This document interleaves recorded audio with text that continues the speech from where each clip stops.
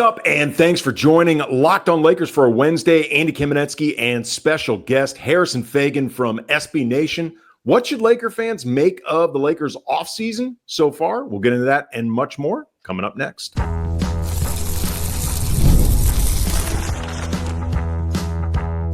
You are Locked On Lakers, your daily Los Angeles Lakers podcast, part of the Locked On Podcast Network, your team every day.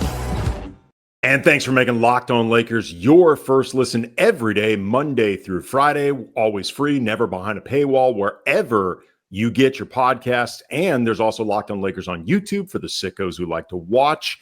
A community of over 36,000 subscribers coming together, watching the show. Really funny, engaged, smart group of people, often leaving comments, which we try to use in the show. Make your voices part of the programming. However you're taking in Locked On Lakers, we appreciate it very much. My brother Brian and co-host is on vacation this week, so today sitting in with me is Harrison Faigen of SBNation.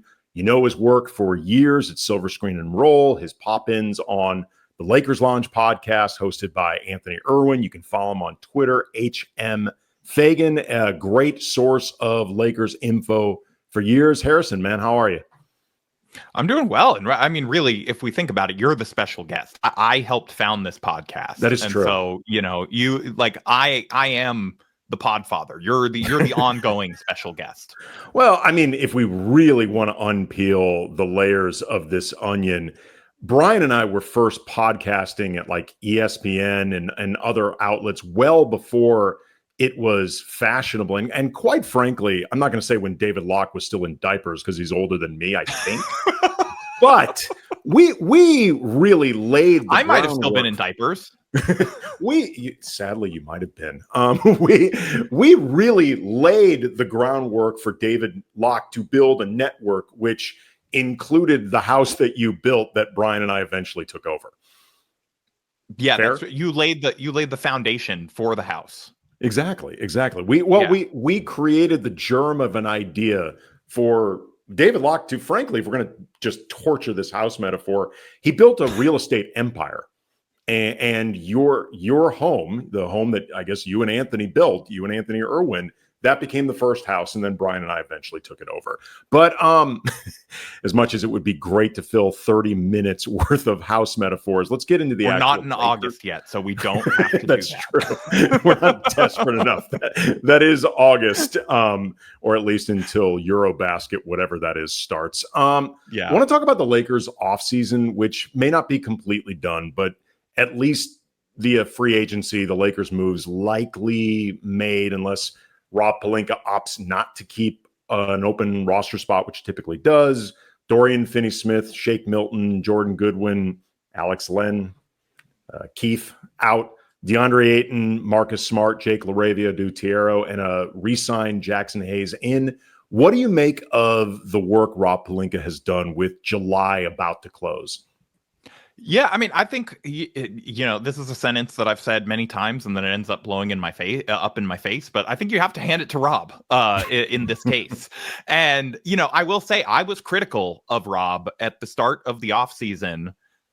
And as LeBron, I don't think LeBron's maybe clapping yet. I don't know. It's like, can we find a clip of like Luka clapping? I don't. Work on that while I'm. Okay, that's close enough.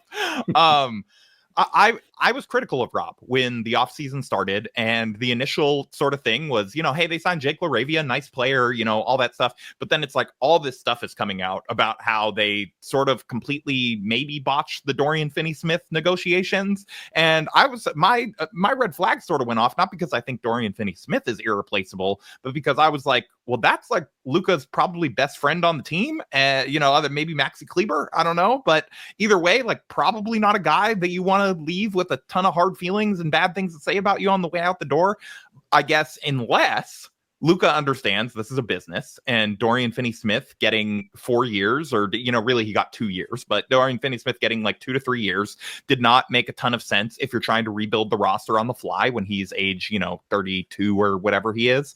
And that maybe, if you can trade out Dorian Finney-Smith for Jake LaRavia, Deandre Ayton, and Marcus Smart, that's something that maybe Luka can get behind, even if, as sort of cold and calculating as that would be. But he's a competitor and he knows how this works.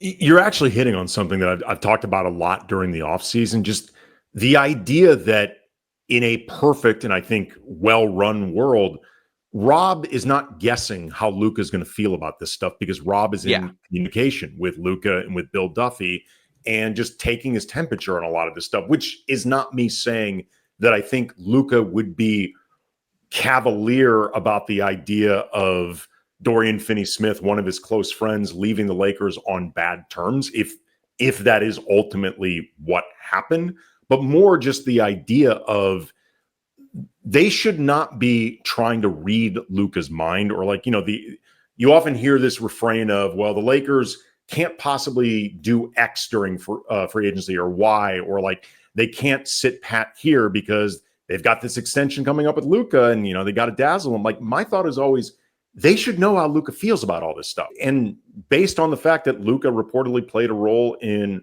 recruiting Deandre Ayton, certainly Marcus Smart, it seems like he is on board with what they're doing because he's actually participating in what they're doing.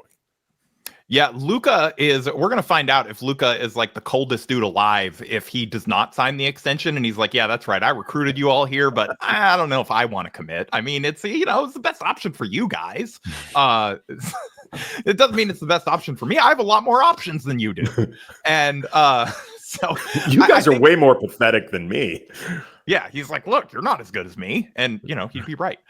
I sort of assume that Bill Duffy has moved into the, if not literal, but figurative office that Rich Paul held at the Lakers facility. And it's, sort of one of those things where they're aware, they're being made aware of every single thing that the Lakers are doing and, are potentially, given how many Bill Duffy clients they're signing, like potentially signing off on that.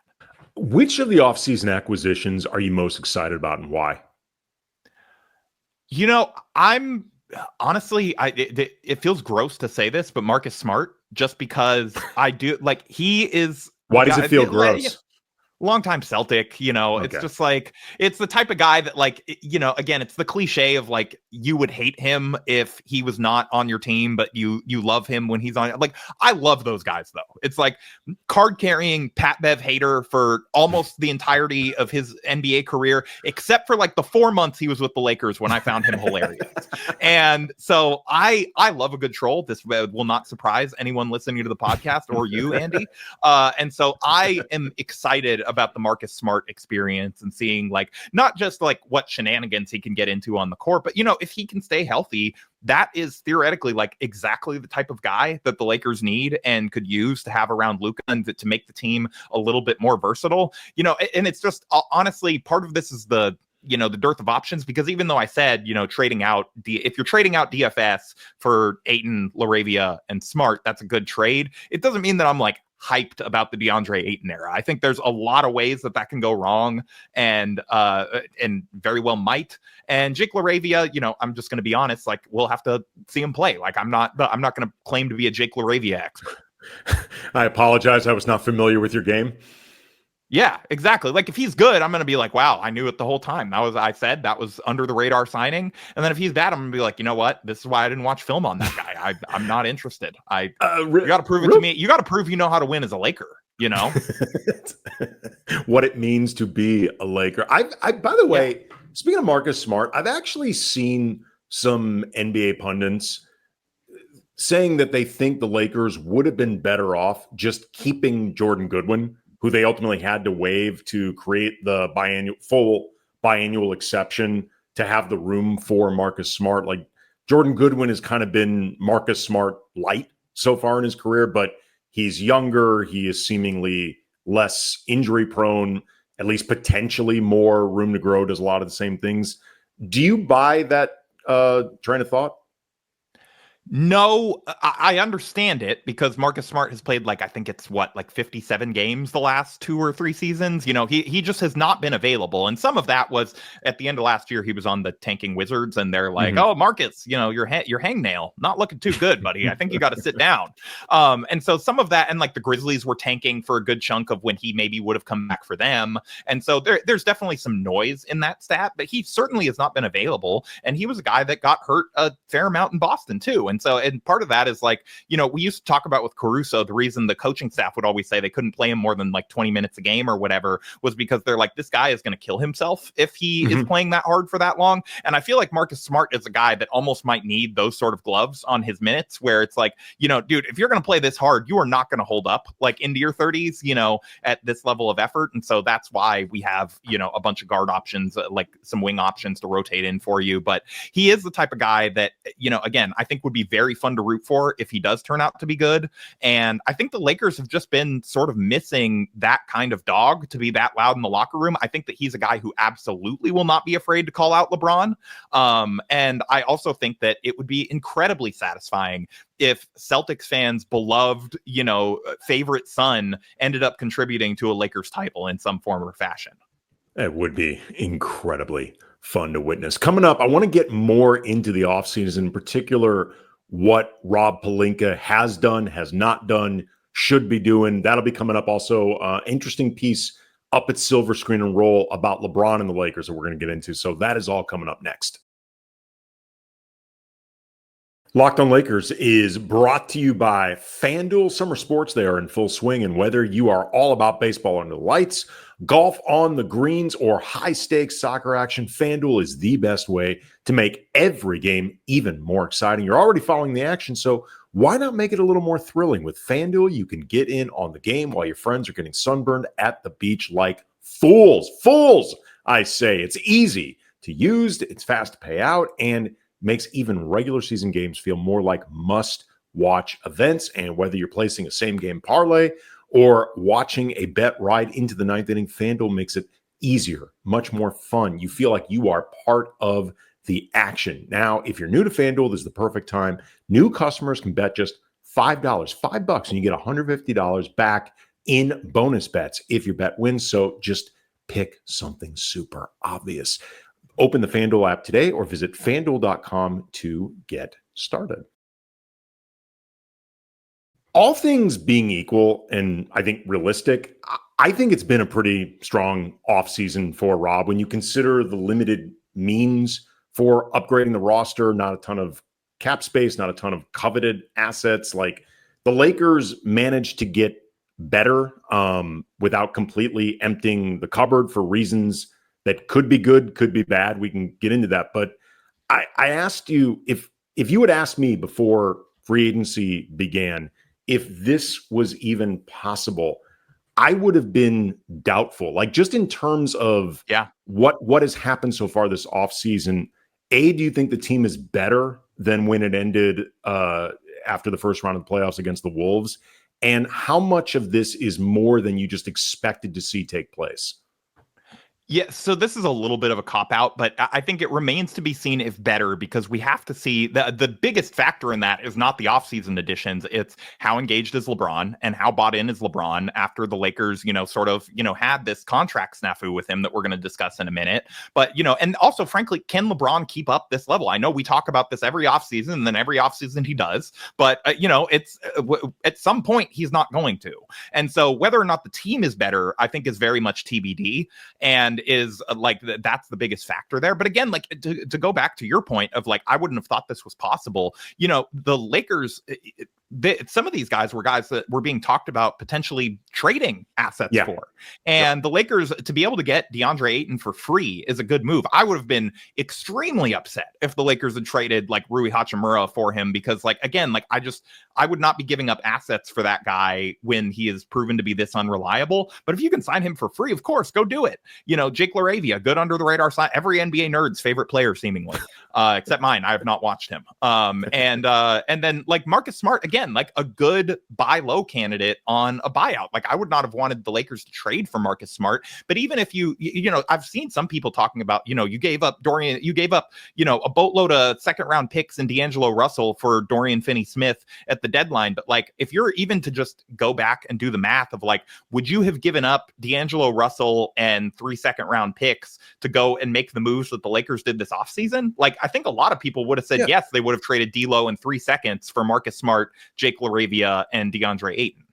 Yeah, I mean, that is one way of looking at it. I mean, and to be fair to Rob, even if, I mean, I don't know the exact timeline of when Coffeegate took place between Rob and Nico, and no when one that does. They're keeping it close to the vest. Right, and when, you know, when that matched up to the trade for DFS and all that, but like Luka being part of this team added an element of change that I'm not sure Rob could have completely planned for when he made the DFS deal. And, you know, as much as, I mean, Brian and I have been, and I know you and you have been as well, like critical of Rob for not being particularly good at managing assets. And I think they've let a lot walk out the door. I think they've used too many as sweeteners to essentially correct their own mistakes, or sometimes, like in the example of the Russ trade, forget just the Russ trade. The most inexplicable part of that may have been that the Lakers were sending out a first round pick in that deal. Like, I remember when I kept reading all these different reports, I'm like, they all must be wrong. Like, there's no way that they're getting a pick, right? Like, which was insane to me. But every single transaction can't be just through the lens of asset management, you know, particularly when you hear from a lot of Laker fans who want to see them just go all in, push all the chips in the middle. That in and of itself means you have to have a certain amount of reckless abandonment towards the assets. You know what I mean? Like, it can't be both ways. There's not that many assets to push into the table right now, which I think is part of the thing. Like, we'd be talking out of both sides of our mouths, which as podcasters we do all the time. But like, if we, if we were saying, Rob, you've done a terrible job managing assets, but also Rob, you should throw in assets to upgrade this team that we're not sure that there's like a move on the table to make them a title contender with a trade. And so I think what he is trying to do pretty clearly, and this is sort of obvious through the leaks, and it's obvious if you just are like looking at what they're doing, is they're trying to build out for next summer and trying to prepare themselves for like a potential trade demand next summer, or at least to have more picks able to be used when Luka's theoretical future co-star demands to be moved via trade. And so like the whole cap space thing, I think is like a little bit of a ruse of like, you have to have the ability to sign the guy to make it a credible threat to the team and get them to trade him to you. But this is how star players move now, is in trades. And you have to be able to put an offer on the table to where they can say, well, we got multiple first round picks for Giannis. He was going to leave. Well, okay. It's interesting you bring up, I planned on mentioning this anyway, but like the reported 2026 or even 2027 plan where the Lakers are refusing to take on any long-term money because they're saving cap space for Giannis or Jokic or superstar X, like the grand star effery that we've come to expect from the Lakers. And like, I would never put it too far past this organization to be that myopic in the way that they see roster building. And, there is a track record for that. But I've also made this point many times on the show. I'm taking these reports with a pretty big grain of salt because they honestly feel conveniently stupid to me. Like it's such a ridiculous plan. Like the idea of basically sitting on 2 years of Luka's prime and crapping it away because of the potential of locking up Giannis from age 33 to 36. Like it feels conveniently dumb. And to be honest, it also isn't something we really started hearing until after Rich Paul's statement that made it clear that they were not happy with things going on with the team right now. So it felt a little bit connected to me. But beyond that, though, regardless of how you feel about that as a plan, good, bad, whatever, there still has to be a move that they theoretically should be making, could be making right now, all in. And for all the criticism of this reported plan, I honestly don't know what they would be doing otherwise. Like I've yet to see anybody bring up who they should be going all in for, and they're refusing to, or seeing somebody that moved that the Lakers could have gone in all in for and should have, and I guess didn't. Like, it's beyond the whole Rob Pelinka, you can't buy a house that isn't for sale thing. It's like, you can't buy a house that doesn't exist. Yeah, and that's why David Locke has to build it from scratch on the foundation set by the Kamenetsky brothers. Exactly. Like, I'm not trying to cape up for Rob. I mean, our listeners know. I agree. I don't know what he's supposed to be doing right now instead of this. That was sort of why I was fairly myopic going into the offseason of, I don't know what this team does to make itself better with its current assets. Like maybe, yeah, not to say that they couldn't have gotten better. They could make themselves a little better, but better enough for it to actually matter and for them to put them into the title contention case. And it's like, there are people bandying around like, DeAndre Ayton trade ideas, all that stuff. I'm like, I'm not like giving up assets to go and trade for, and then it's not just the asset cost. You could think DeAndre Ayton is worth a first round pick if you're looking sort of pie in the sky, but it's not just that you're using a first round pick on him. It's that you don't have that first round pick to stack on top of other first round picks down the line. And that's the real opportunity cost there of, just saying, oh, well, why can't you just throw in, a pick for Walker Kessler or whatever? And it's like, well, does Walker Kessler get you all the way there? And I think the thing that maybe you could criticize Rob for, if you're going to, is, sort of the thing that you touched on of that, there's just a distinct lack of creativity sometimes. You talked about like the star effery of like, hey, we're going to punt 2 years to sign Giannis in 2027 or whatever. Obviously, that's not their actual sort of plan A, is to fully punt the next 2 years and then hope to sign Giannis. But it is, they're the only team that we hear about like, oh, well, they're afraid to take on money on their long-term books because like they need to have the highest number possible for 2027. And it's like, we see teams take on salary all the time and then move that salary out the door. And so I think if you were going to be critical of Rob for something, it's sort of the lack of creativity in terms of being willing to take on long-term money that you can then flip in a trade or, aggregate together in a trade with other guys to, and assets to, sort of free up that cap space down the line, or use that person as salary ballast in the eventual trade you want to make, or those sorts of things. It's like, it's almost like well, we can only do this if we have the cap space. And it's like, well, that's not the only avenue to talent acquisition. No, it's a very 2007 way of going about building teams, and clearly not in the direction the league is going. Could that potentially be a reason that LeBron is theoretically or seemingly unhappy, unsatisfied with the direction of the team? And is LeBron actually wrong about it? There's an interesting piece up at Silver Screen and Roll that I know you wanted to discuss, Harrison. So we're going to get into that coming up next.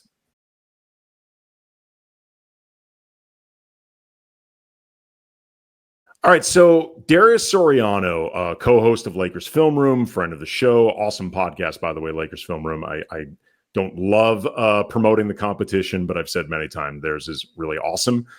He wrote a piece for Silver Screen and Roll about, despite all of the consternation about the relationship between LeBron and the Lakers and drama that I think a lot of people are expecting, for what it's worth, I don't think it's going to happen, that the Lakers might actually be LeBron's best chance for winning another title. You thought this piece was worth discussing. Why?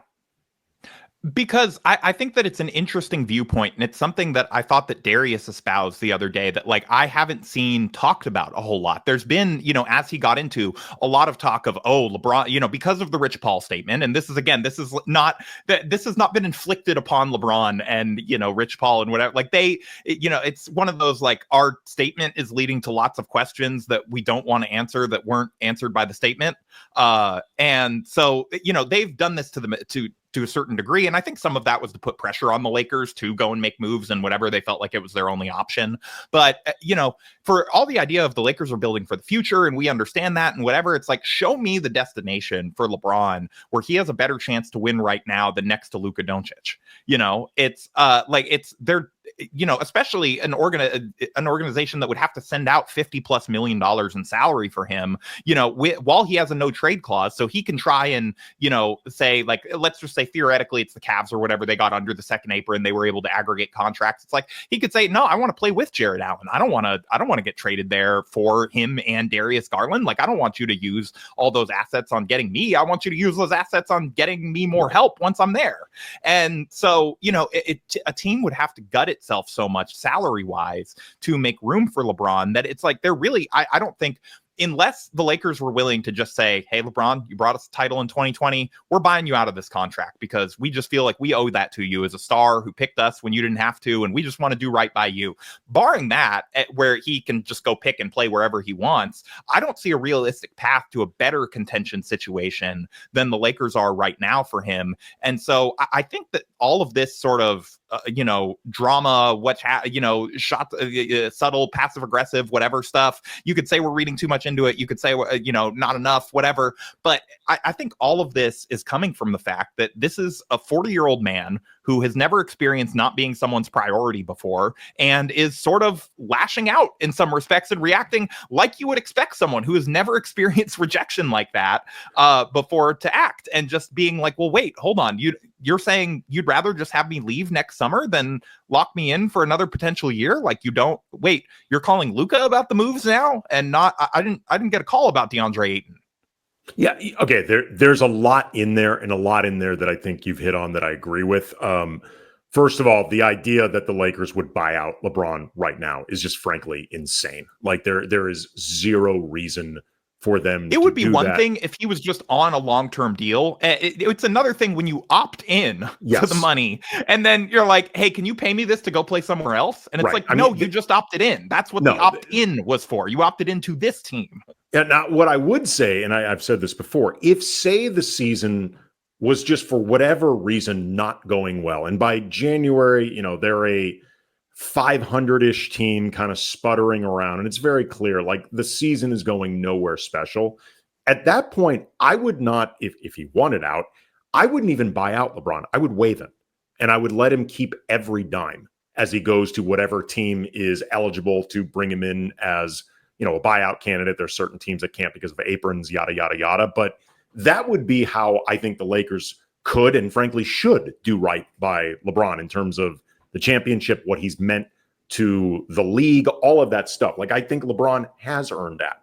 But the idea that you would, out of respect to LeBron, after he opted into this deal, essentially cut off your own season at the knees with like $40-something million worth of dead money is crazy.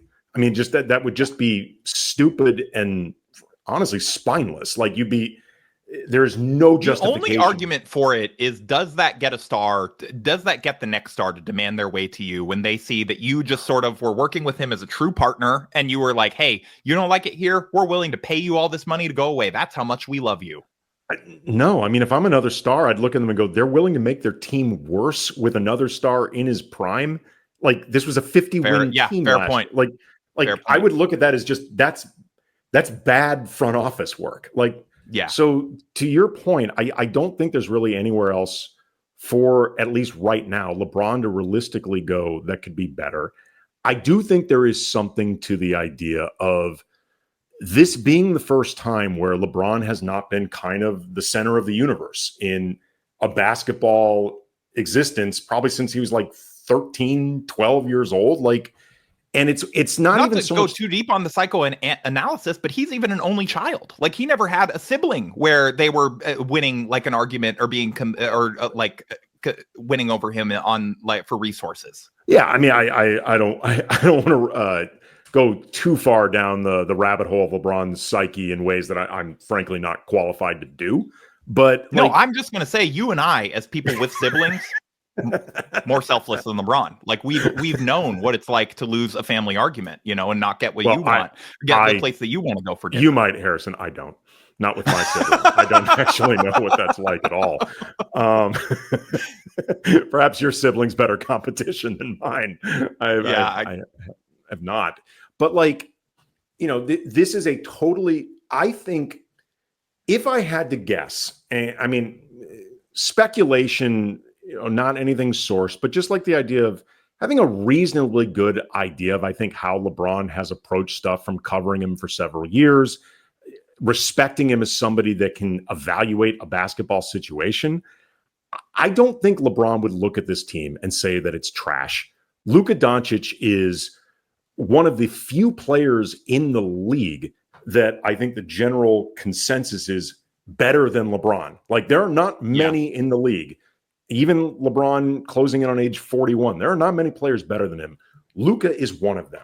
So the idea that you'd be playing with one of the few players in the league better than you, and probably the only team you could realistically get to that has a player better than you, like that he would by all appearances and accounts, LeBron loves playing with Austin. Like, there's a foundation here. He's taken Rui under his wing before. Like, he's worked with Rui in the offseason. Like, there's stuff here. His literal son is on the team. Yes. Who, by the way, it has been improving under the Lakers' watch. Like, there is a lot from a basketball perspective for LeBron that may not be perfect. Like, it's not perfect. And they're not front runners right now. But it's not trash either.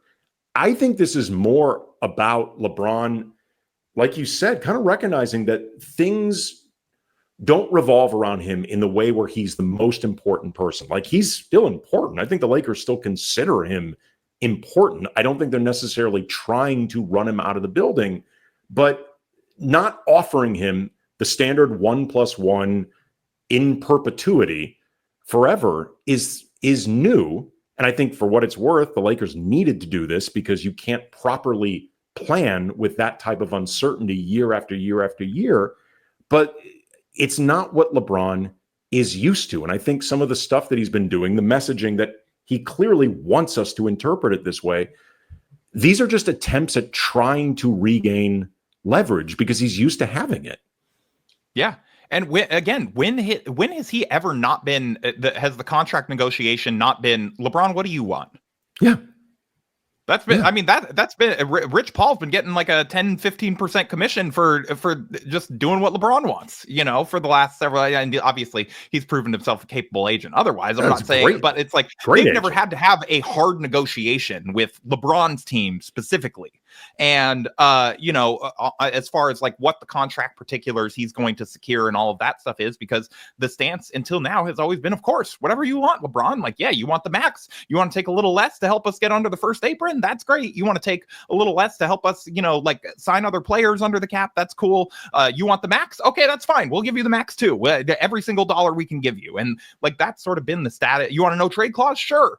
I think that it's one of these things where it's honestly like, I don't know how much negotiation even goes on there between LeBron and the Lakers, where it's almost like, I think the message can be sent by almost a lack of negotiation, where it's like, wait, you didn't proactively come to me and just say, hey, you want the 1+1, no trade clause, whatever. It's like, if it's not being offered, they may feel like we also don't want to ask for this. Like, this is not something we've had to ask for before. And that's weird.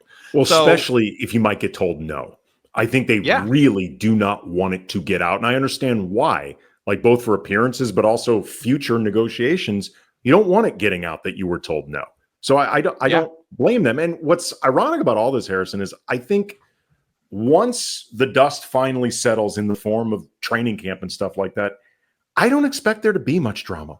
Like, I really don't. I also think that LeBron, what has LeBron been doing ever since the Lakers 2020 title? And even really since he got to the team, he's been trying to find a playmaker who can take the burden off of him. It was behind the Russell Westbrook move. It was behind the Dennis Schroeder move. It was behind the Lakers signing like Lance Stevenson and Michael Beasley and like a million D'Angelo other guys. Like and all of these moves have been about like, can LeBron find someone that allows him to get off the ball a little bit more? And then how it's always gone is by midseason, LeBron's like, that guy is not as good as me. I would like to dribble the ball again.